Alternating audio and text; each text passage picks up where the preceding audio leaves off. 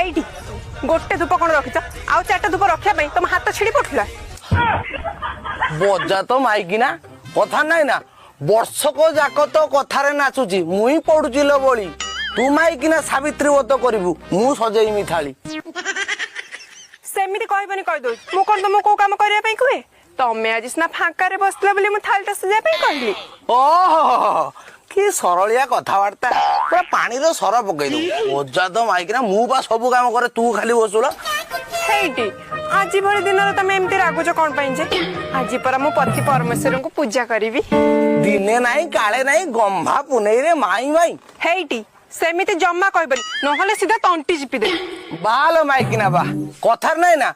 मंदिर भितर ईश्वर अछंती मंदिर मुखरे घंटी एबे कहउतलु पति परमेश्वर बोली एबे चिपी मो तंटी